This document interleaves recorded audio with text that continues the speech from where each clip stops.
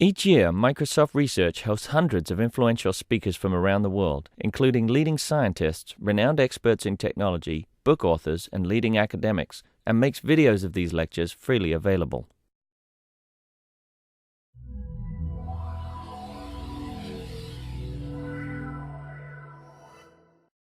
Everyone, welcome to the systems session.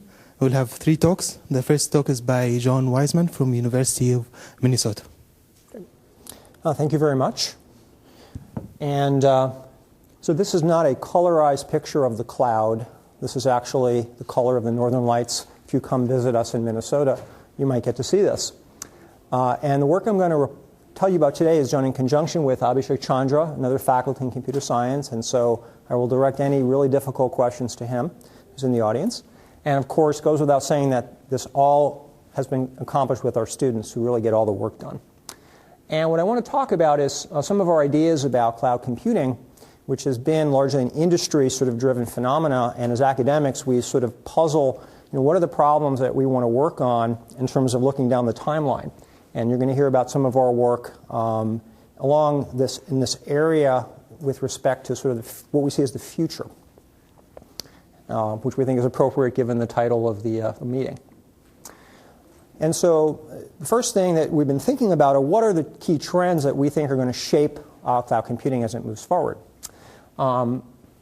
These include advances in client technology. So we all have handheld devices of many different form factors and so forth that we rely on a daily basis. And we think there's great synergy with the cloud moving forward.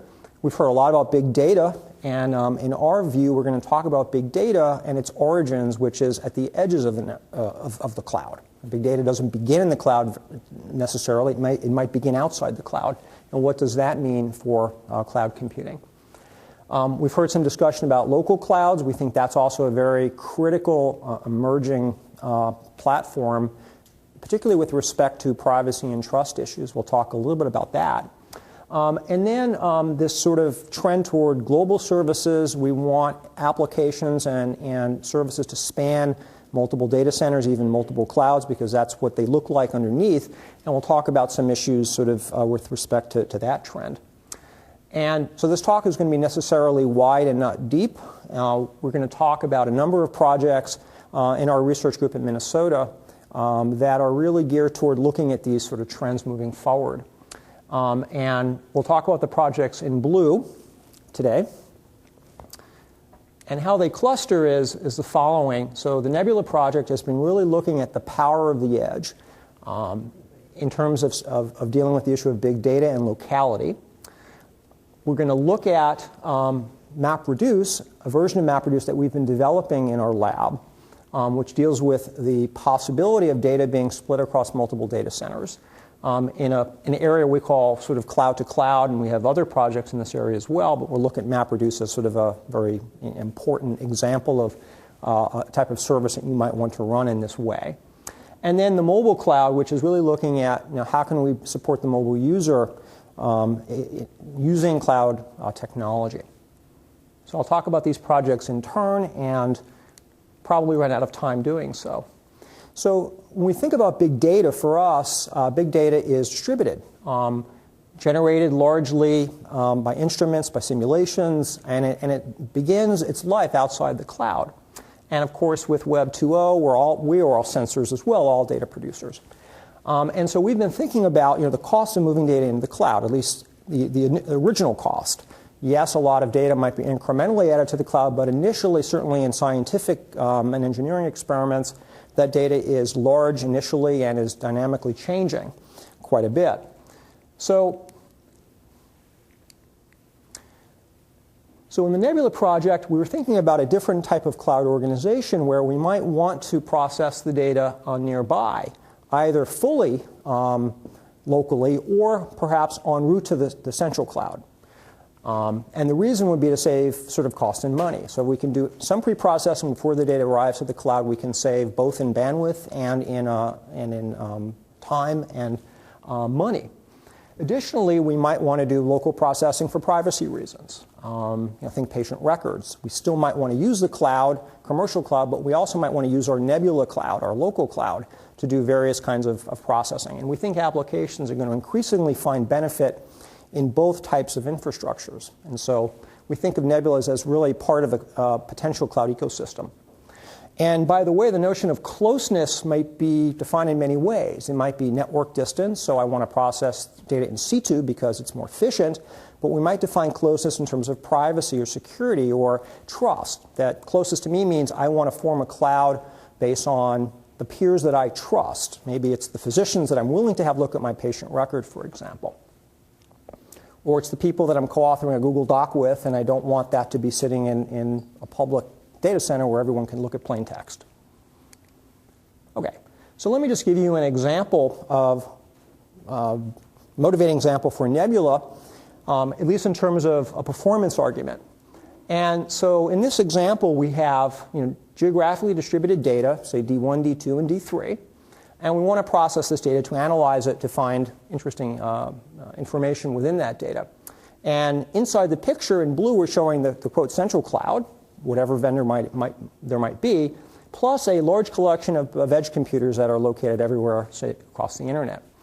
And the dark arrows are sort of indicating a very, very high bandwidth path into the central cloud, and the lighter arrows somewhat less good paths. And we can see from this very hypothetical picture that, well, D1 has a very high bandwidth path to the cloud, but D2 and D3 do not, and yet they all have high bandwidth paths to some type of local resources, some edge resources. Okay? And to give an example instance of this type of data, dispersed data-intensive problem, we've been looking at blog analysis. So envision blogs are generated at many, many different internet sites, and we want to process that data to look for social trends and that sort of thing. Okay? So one thing we might try to do is move it into the central cloud, and if there's a bottleneck link, it might take a while for all that data to show up, and that might slow down the analysis. Okay? And I'll show you some data to actually reveal these kinds of bottlenecks. And so the Nebula model is, wouldn't it be nice if we could move the cloud out, make it more distributed, move it to where the data is or even where the user is, okay? By exploiting edge computers. And this has been done through a number of really successful, largely highly scalable infrastructures, such as at-home projects, volunteer computing, peer-to-peer projects, and commercial CDNs have done this. And what's appealing to us about the edge is not only the enormous computing potential, but also the network diversity. The fact that you have many different sort of network views from the edge. Another important aspect or an interesting aspect of Nebula that we started to think about as well is, in some cases, we also want a much lower latency or more on-demand type of cloud. It can take many minutes to spin up virtual machines to give you that sort of isolation and that sort of thing. But we've been looking at lower latency options for acquiring nodes in the cloud using things like native client sandboxing. So that's another sort of side issue with respect to the Nebula model. And so with Nebula, the idea would be that, well, we have our blog analysis, and we've identified the different data sources we want to analyze, and using various Nebula services, we would discover edge resources near the data and do that computation more efficiently. And in the Nebula project, we have built a set of services to make this process easier. We have built discovery services along with some other things that I'll talk about briefly. So there's a lot of system software that has to get built to give you sort of cloud-like behavior, yet on a widely distributed pool of nodes. Okay? And we've done some initial experiments just to convince ourselves there's an opportunity here. And so we've done blog analysis, simple blog analysis, I should say, on a set of data sites that we can control, and we use PlanetLab as a testbed for us. So this is our emulation of the full internet. We get to spray the data at different nodes and then build blog analysis service.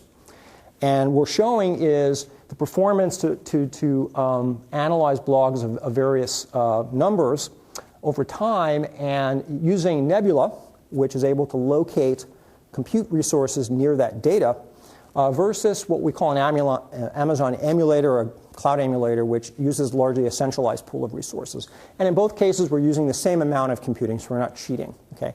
And so the differential is really due to communication costs of moving the data into a central place versus computing out on the edges. Okay? And so we're able to see Nebula does quite well in this particular case. So this gives us some optimism that this is an interesting sort of paradigm to think about. So our current status of this project, we have various components built and running on our test bed, which is PlanetLab. We have a distributed data store service, which allows services to store data, which is obviously a critical aspect of applications and services.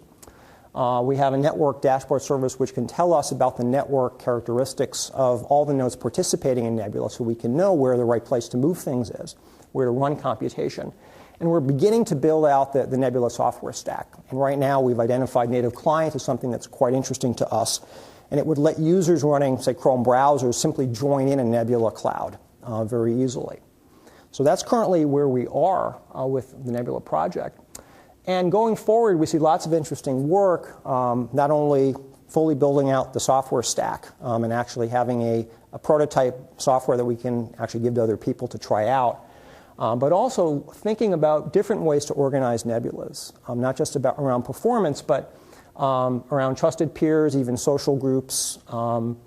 We want a cloud in the CS department, for example. Why not be able to build a cloud using Nebula-type edge resources? I may want a cloud in my home. Why not be able to build such a thing using edge resources that might be available more locally? So I think there's a lot of very interesting ways to think about clouds moving forward. And then lastly, we don't see it competing with the commercial cloud, but rather it can be one piece of the overall cloud sort of ecosystem. And we're also thinking about ways to interface Nebulas to the commercial cloud. Okay. And where a lot of projects are looking at, well, I'm running something somewhere else and I tap into the cloud when I need extra capacity, we're going the other way and saying, when can we use the edge opportunistically? Okay. So our viewpoint is a little bit different, I think, than some other projects. So that's the Nebula project.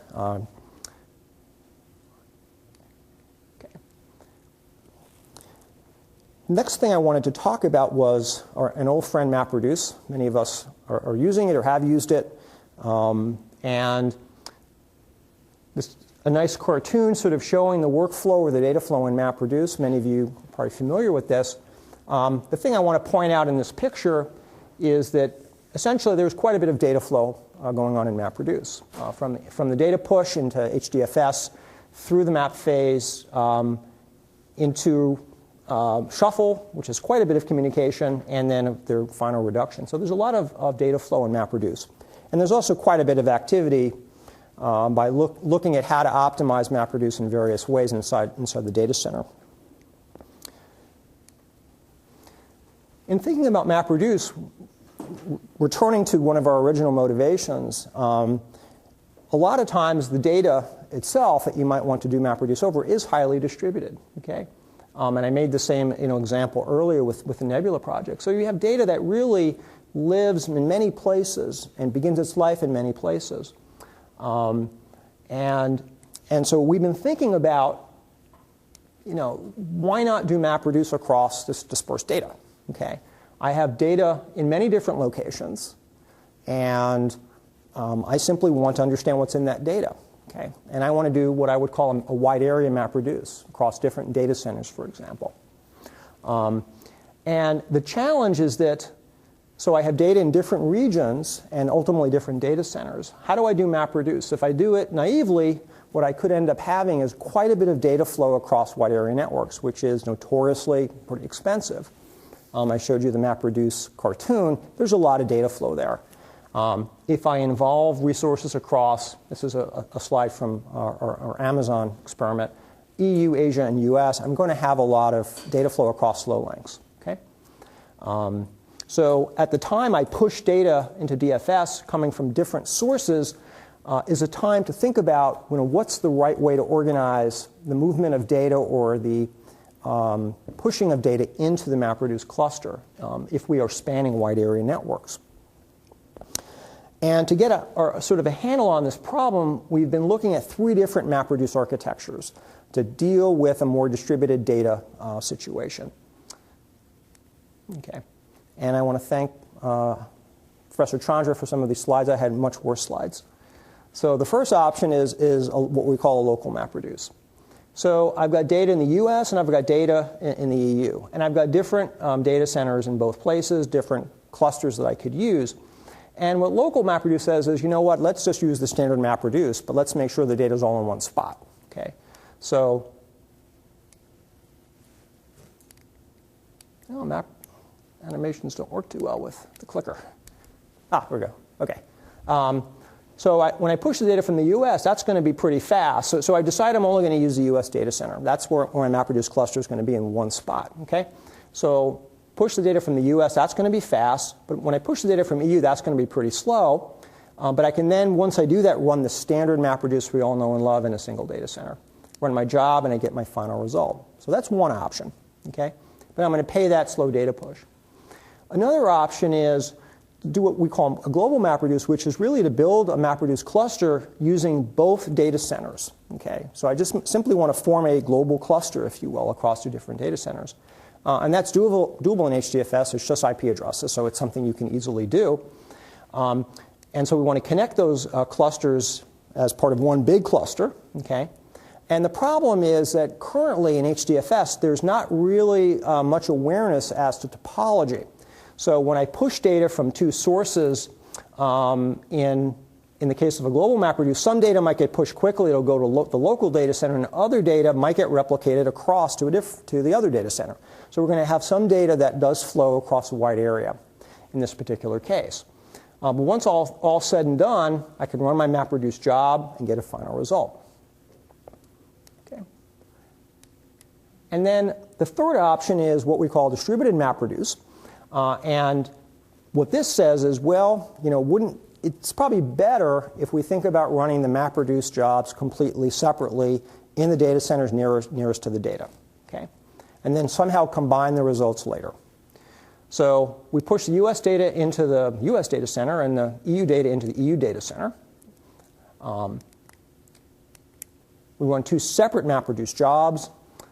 And again, this assumes that it is a distributed MapReduce semantically, that it's okay to do that. Okay. For things like word count, that would be perfectly fine to do. And then we have a combination step at the end and combine the results of those jobs. Okay. So these are 3 different MapReduce architectures.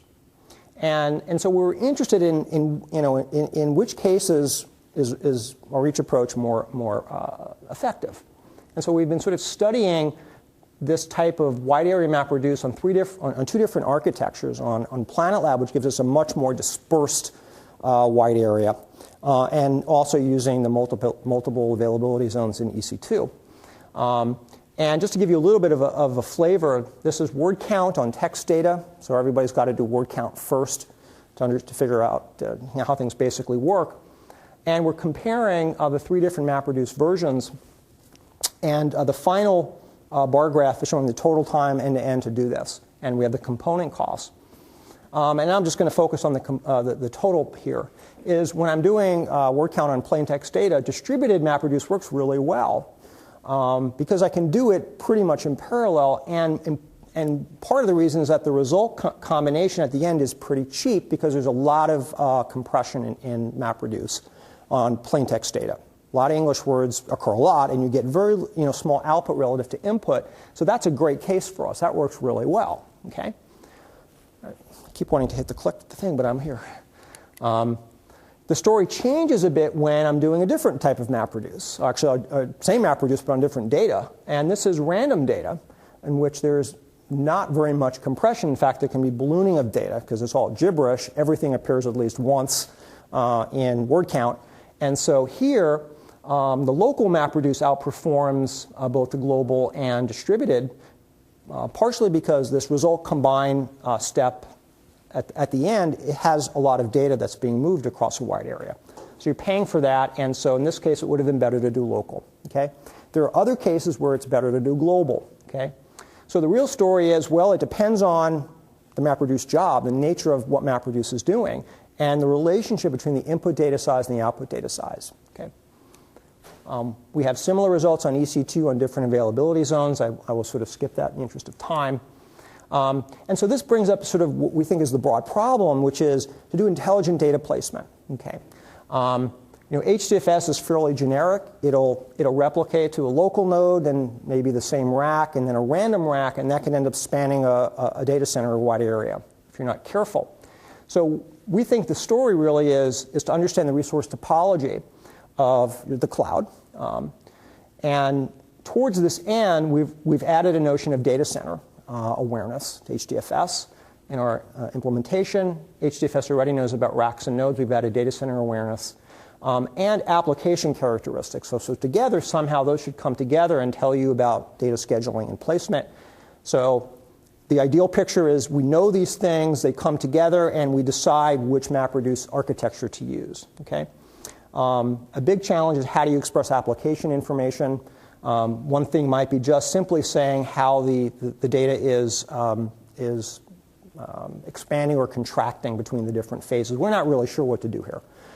You might actually run MapReduce on a small piece of data, learn about its characteristics, and then make a decision. Okay?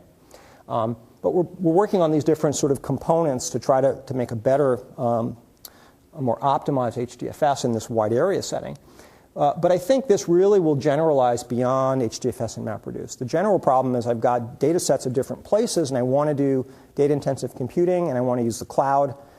Right now, there's very little that you can do with respect to affecting data placement. And so this is, I think, the big picture with this work. Okay. And last but not least, in my 4 minutes and 11 seconds, is the mobile cloud. Okay, so as I said earlier, we have all these devices, and they're limited in one way or another. And we want to run increasingly sophisticated applications on them. And we want to improve the mobile experience for the user, whether it's performance, reliability, fidelity. And there's a lot of effort now to sort of statically build applications for mobiles that are programmed to use the cloud or cloud services. But our project is really looking at how do you do this opportunistically, more dynamically, based on the current state of the device, based on user preferences or interests or privacy. Okay. So based on where the user is currently located, they might not want to use the cloud. They might want to run locally for privacy reasons. Or maybe the user prefers to run locally, but if we have sufficient bandwidth or energy, we might use the cloud and make that decision at runtime. Okay. So we've been working in a couple areas in this cloud mobile opportunity. One is this issue of outsourcing. As I mentioned, how do you dynamically outsource to the cloud? How do you build that kind of runtime decision making into the system? What do you need to do? The second area is a little bit newer for us, which is if we knew something about the user activity on the mobile, can we use the cloud to do speculation? Can we speculatively compute or fetch data? Okay. We think there's an interesting opportunity there. And then finally, this issue of sharing. So to us, what's exciting about the cloud is it's the sharing platform. And can we discover implicit sharing opportunities across mobile users or across users? Users that are similar, that have the same taste. Maybe they're going to be interested in the same data. They're running the same applications. We can share those components. And ways of, so we're interested in figuring out ways to do that optimization. And so in terms of outsourcing, we have some preliminary work. We're partitioning across a mobile, in this case it's Android, or with respect to local servers, or with respect to the cloud, which is EC2 in our case.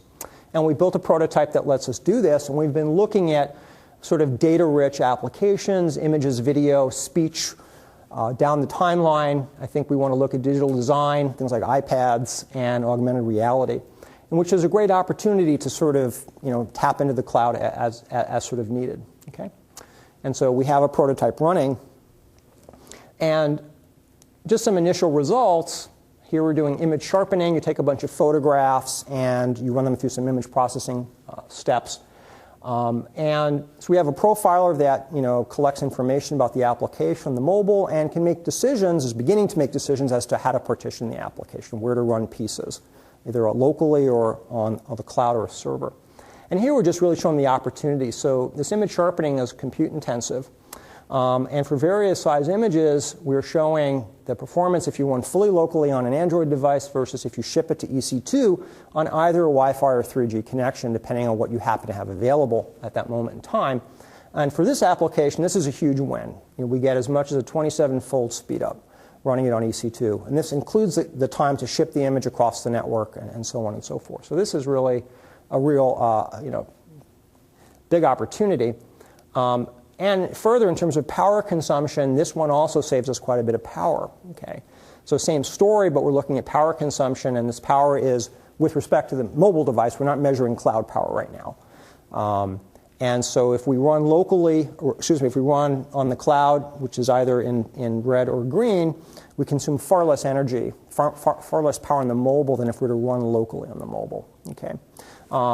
And the only power we're really consuming is shipping the image across the network is really what our power use is in that case. So this is a real win.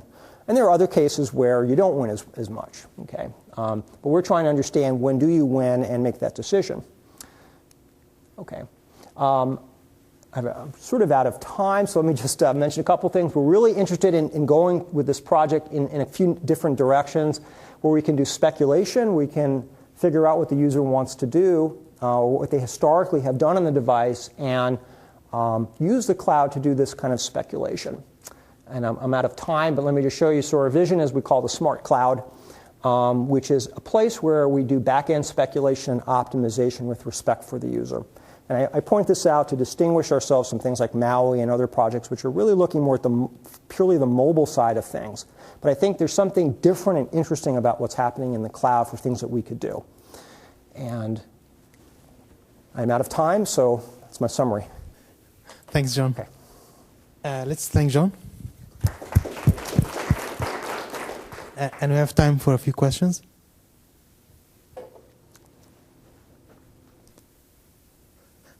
Ken? Sure. Does this, okay. Ken Yoakum, UCSD. So I totally buy into parts of the vision, and we've been looking at similar kinds of things, especially for moving some of the bulk data processing to the edge of the network or particular servers in the data center that aren't dedicated to doing MapReduce-like stuff.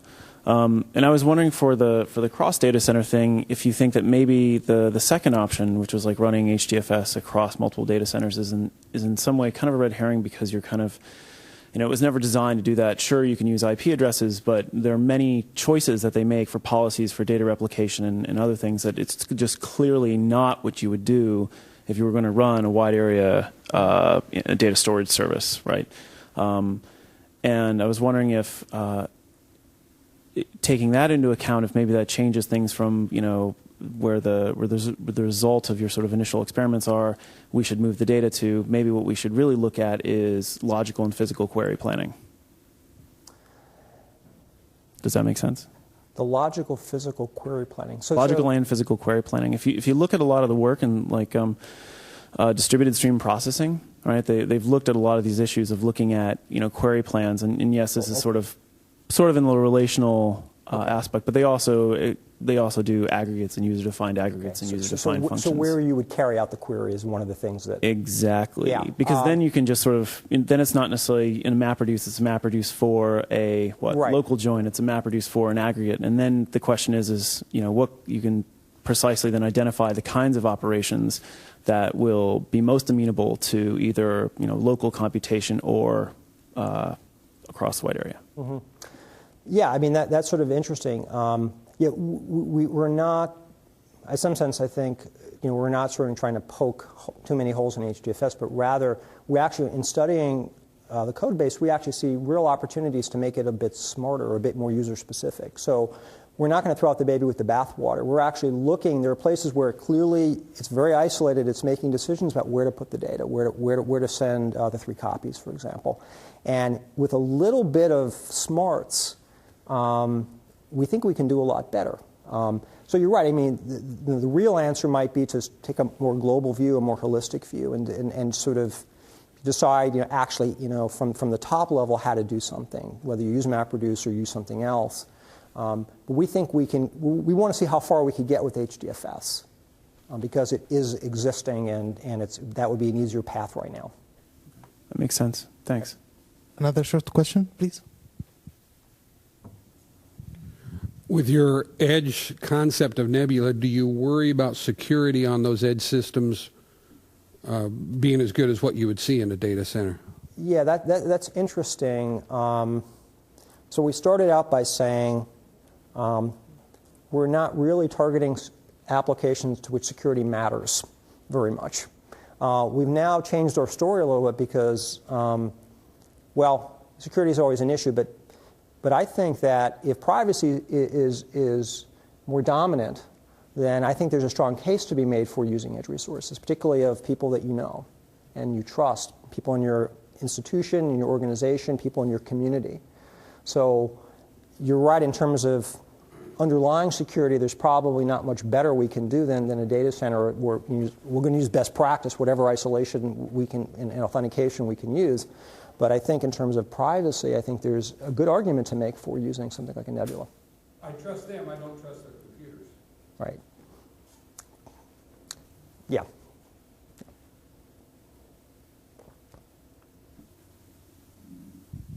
So let's thank John. Thank you. So the second talk is from Seung-won Hwang from POSTECH in South Korea. She's a database person, but today she will tell us about load balancing and power management and cluster storage systems. Okay. Thank you for the introduction. Hello, my name is Seung-won, and I'm an associate professor from POSTECH Korea. Today I'd like to talk about scalable load balancing and power management in cluster storage system. And this is joint work with my student at POSTECH and Navendu and Hwajun at Microsoft. Okay, before we begin, I got this question a lot from the banquet last night about what POSTECH means and where it is. So I'll just show you what it means. It's Pohang University of Science and Technology. So that is an engineering school located in Pohang. Pohang, which is right in the southeast part of Korea. So that's where I come from. And back to the technical stuff, elasticity is a very desirable feature of cloud system. And what that means is that from the system, when the user load increases, the system should be able to dynamically adapt to that by adding a capacity. And the system should avoid having all the load overloaded to some hot nodes. So the system should be able to balance the load to guarantee the good performances. And also, when the user decreases dynamically, then the system should be able to adapt to that and turn off the power to achieve power saving and again balance the load. So these are the two goals for elasticity. And that's the problem that I want to address in this presentation. So when there is a sudden increase in terms of user load, how do we dynamically spread the load across the servers? And if there is a sudden decrease, how can we consolidate to the few server? And when we do that, we want to do this in a cost-efficient way, whatever we mean by the cost. And specifically, we are targeting to the scenario of industry-scale application like Hotmail deployed in cloud data center. So let me first identify the requirements in this target scenario. So the first requirement is scalability. So Hotmail is a big application involving lots of nodes. So here, the scale we are talking about is about 10,000, more than 10,000 nodes and more than 10 million data objects. So whatever the load balancing algorithm is, it should be able to support this large number of nodes and objects. And the second requirement is dynamic balancing. To make this point, I'm showing the graph here of this read and write request for Hotmail. I normalized it so the maximal load will be 1.0, but a lot of time the load will be 0.0. So this is weekly load. So from here, what we can see is that loads are changing very frequently, and also the fluctuation is big, up to tenfold. So whatever our load balancing algorithm is, should be able to adapt to these frequent and significant changes in terms of the load. So that will be our second requirement. And the third requirement was covered by the first keynote talk by Jim. So if this figure looks familiar, that is because this figure showed up in his slide. So this is typical network configuration for the data center. It is tree-like. So what that means is that if there is a communication between two nodes within the rack, that will be very fast. But if you are communicating with neighboring rack, then you have to go through the high-level router or switch, which makes the communication cost more expensive. And if you are if there is a communication between two nodes in a far rack, then that will involve even higher level router or switch that is congested and oversubscribed. So that communication cost would be even larger. So obviously, communication cost varies a lot depending on where you are sending from and to. So your cost model, which we want to optimize here, should reflect this underlying topology. So the third requirement will be supporting this topology-aware cost model. Okay, so let me summarize what existing efforts are, which I categorize into static and the dynamic approach. So let me start with the static approach. So static approach, as the name says, is given the workload, they want to optimize it statically and once. So if this is fast, we can use that for dynamic optimization by doing it over and over again. But unfortunately, this approach is slow. They are abstracting this problem as bin packing, which is an NP-hard problem and very computationally intensive. So it cannot scale to very large number of nodes. So it fails the first requirement of scalability. And since it is slow, we cannot call it many times to make it dynamic. So the second requirement fails as well. And also their goal is to minimize the imbalance and not optimizing the reconfiguration cost. So they do not reflect the underlying topology. So the third requirement fails as well. So let's take a look at the existing dynamic approaches, which we use as baselines.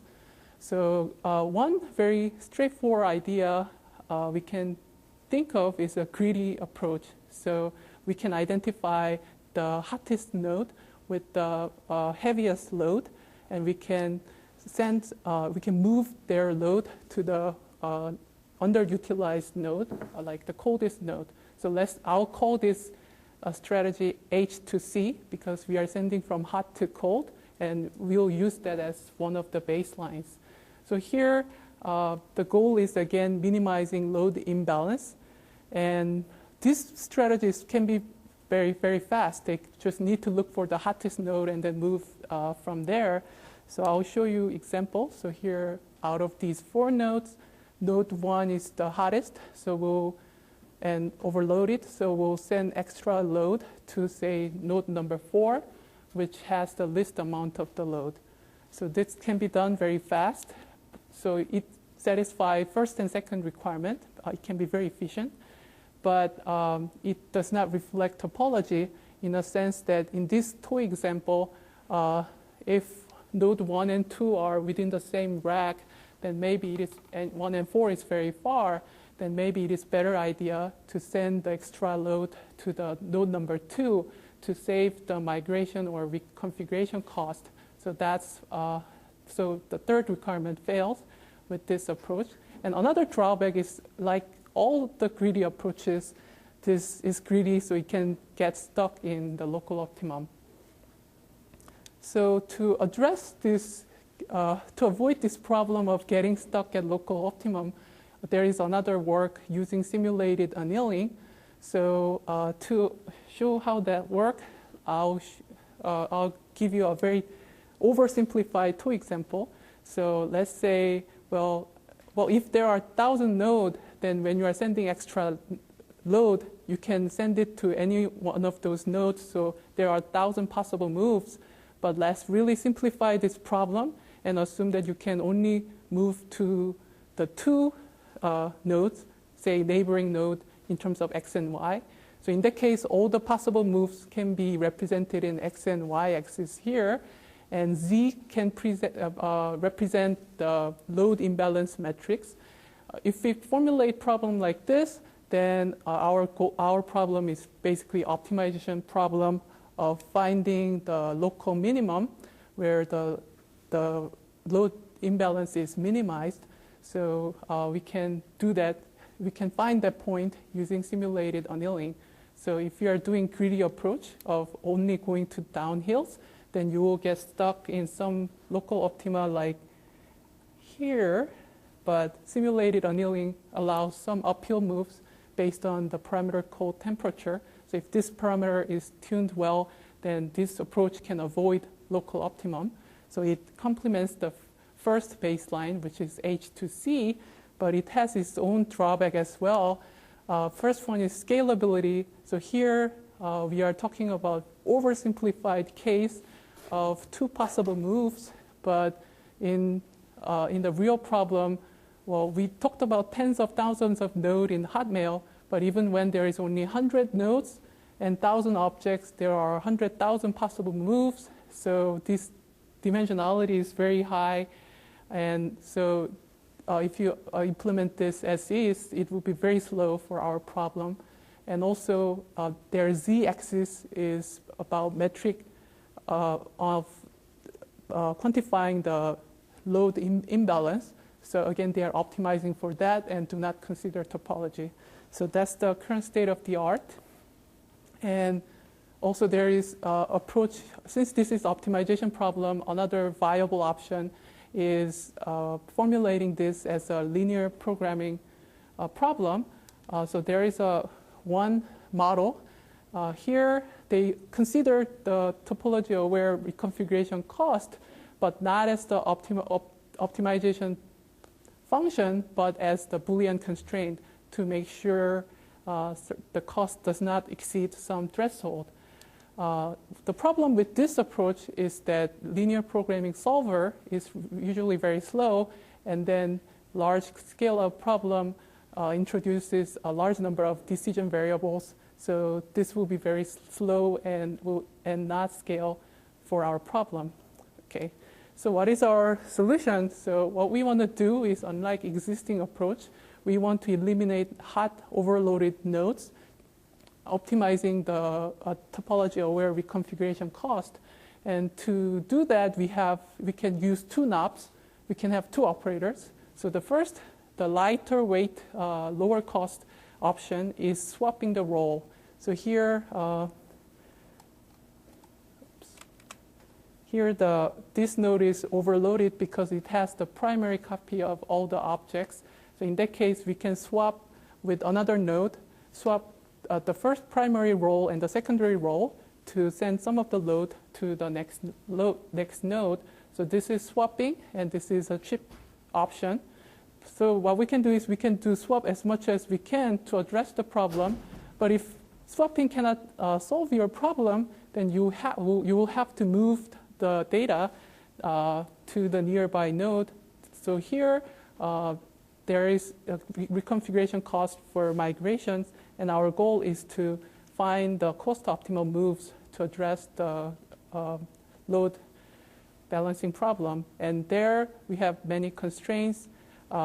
Each node has capacity bound in terms of the I/O request, in terms of read-write load, and also in terms of the size of the storage they can have. So there are these constraints. And in today's keynote speech, there was he mentioned this fault-tolerant constraint of not having all the replica in the same failure domain. In that case, for instance, in the same node, in that case, if that node fails, you will lose everything. So you have this constraint to spread your replicas over different failure domains. So this is our initial model. So our goal is to minimize this. So this matrix represents the assignment. This is 3D binary matrix, which is 0 or 1, and each entity entity ijk telling node I has data j, the case replica of j, using binary number. So if you can use one of those matrices for original assignment, and our goal is to find another matrix Y, which represent placement after the migration, given the cost matrix. And we also included all the constraints I mentioned, load, storage, and fault-tolerant constraints. And we can run this in the LP solver, but again, like in all LP-based approach, this will be very slow, because even in the smaller case example of 1,000 nodes, this will involve 10 to the power of 10 number of variables, which is simply too many. So our key contribution is making this scalable based on the following 3 observations. So first one is power law distributions. We found that loads are skewed to the very few hotspots. So we can focus on those small number of hotspots having a lot of load. And the second point is that we are focusing on topology-aware cost model, which is also an opportunity for us. Since we are talking about topology-aware cost model, all the good candidates to send out the load will be nearby the node. There will be locality in terms of the solution. So our strategy can be progressive by limiting the search space, say, within rack first. And then if there are no good solution, then you can progressively expand it. So with this progressive approach, you can focus on the small space first, which can give you the optimization opportunity. And third, very common technique for speeding up is doing approximation by relaxing your integer LP problem into the general LP problem. So this in figure, we focus on this small number of hot nodes, and then we are progressively expanding our search until we find the solution. And putting all these pieces together, what we do is that from the hotspot, we identify which objects we want to move. There can be many strategies, but here we consider the objects that are requested the most first. And then we do this progressive search. And since this search is progressive, we can divide the problem. If the search space for 2 hotspots does not overlap at all, then they are 2 independent subproblems. So you can solve this problem independently or parallelly to speed up. And also when we are doing that, we are relaxing the ILP into the LP problem. If you do that, then your assignment matrix will be no longer binary but fractional. But then we devise a rounding scheme to turn it into the assignment vector. So this is how the whole thing looks like. And I'll present our result. We used 2 sets of experiments, one using simulator and another using Windows Azure. First set is for changing experiment settings and see how our algorithm reacts. So here we generate the load to closely emulate the hotmail traces, ranging scale of node from 0.1K to 10K and the number of objects from 0.1 million to 10 million. And each experiment setting will be the pair of number of nodes and the objects. And we use distance as the cost metric, and there are some parameters that we set, like we assume there are 3 replicas for each object, and we consider node with over than 70% of the capacity as hot node. And also here we make swap fails from time to time, because when secondary is stale, swap can fail in real life. So this is to reflect the real life situation. So first we evaluated highest load first strategy of picking the object with the most overloaded object first for migration. And compared to random, this was faster by an order of magnitude. And also we compared our strategy, which is in blue, with 2 baseline H2C and SA. And in terms of reconfiguration cost, we were clear and consistent winner, faster than existing work by 1 or 2 orders of magnitude. So here Y is log scale. However, in terms of running time, we cannot beat H2C, which just simply picks the hottest node. However, we are the second place, and keeping this reconfiguration time within 2 minutes, even for a very large setting of 10K nodes and 10 million objects. So we believe this can be practical for our purpose. And evaluating this using Azure can help to observe the trade-off between the configuration cost we saved versus running time we pay. Here we are considering 2 scenarios where nodes are deployed randomly by Azure, and also controlled experiment where, as in data center scenario, where we do have control on which node goes to where. In the first set of scenarios, if we leave this decision to Azure, they will just place the nodes, all the nodes nearby. So the cost matrix will be very uniform. So you can expect here we do not have much optimization margin because cost is same more or less. So random decision is not bad in this scenario. So here, the first scenario is where we have lesser margin of optimization. And the experiment results are consistent to this intuition. So here what we did is that we generated load, and we started load balancer at time 50, and then observed how much it takes until the load stabilizes again. And we compared to the winner strategy, winner baseline H2C. And we can see that in both set of experiments, we stabilize faster. But as I mentioned before, we do have more optimization margin for controlled set. So the gap is bigger in the controlled experiment, and we can stabilize about 2 times earlier compared to the baseline. And here, another thing I want to note is that we are doing that in a very small setting of 3 objects and 30 nodes and 900 objects. So you can imagine this gap will be bigger for the larger settings. Okay, I have about 4 minutes, then I'll very briefly discuss how this can be relevant to the power management. So the current state of the art in terms of power management is setting low threshold and high threshold for the load. And if the load is higher than high threshold, you add more servers. And if your load is lower than low threshold, you will turn off the server. And there were lots of research about how to decide how many servers to turn on or turn off.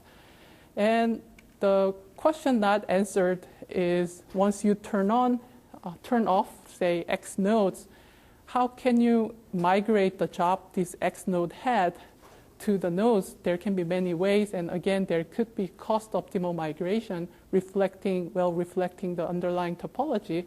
So what we did is combine our load balancing scheme with this power management research, so that after shutting down Xcode node, when deciding where to send this job, we do the load balance. We use our load balancing algorithm, and same for this case. When the load is too high, you add nodes near those hot nodes. But when you are spreading your load to the new nodes, we again use this cost optimal strategy to decide which to send where.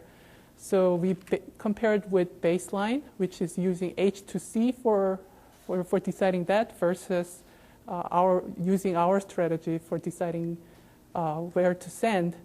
And again, we did the simulator experiment and also the real life experiment.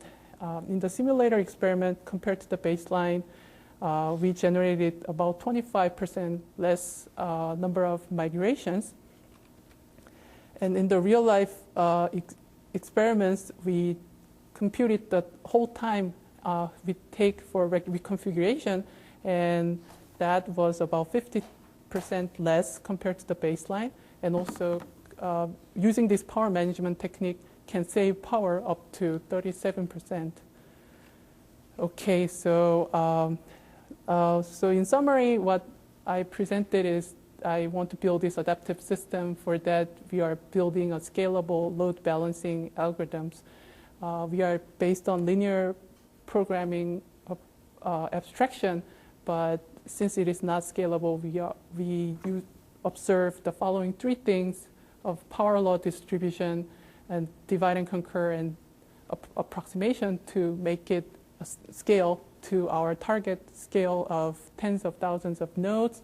And in the last few slides, I could show that this could be used for power management as well. So that'll be it, and I'd be happy to answer your questions. Thanks, Seung-won.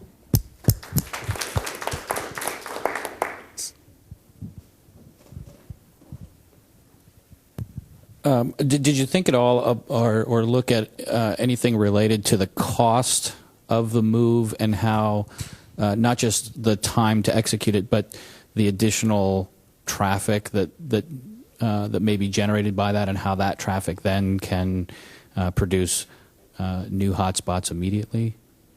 Or in the interim? So far, we didn't didn't explore that. Yeah.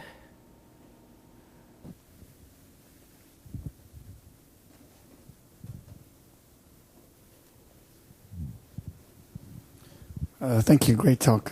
Really enjoyed this. I worked in this similar area, but in the networking domain earlier, so these issues are very familiar. I just wanted to ask you whether there's maybe a paper to look at, whether you've published all this already? This one is not published yet, so hopefully right after the publication we can release the whole details. So if I go to your website, is there anything to read in more detail about the algorithms, or at the moment? Or so far, no, but we can discuss over email about the details. Excellent. Thank you. Let's go for questions.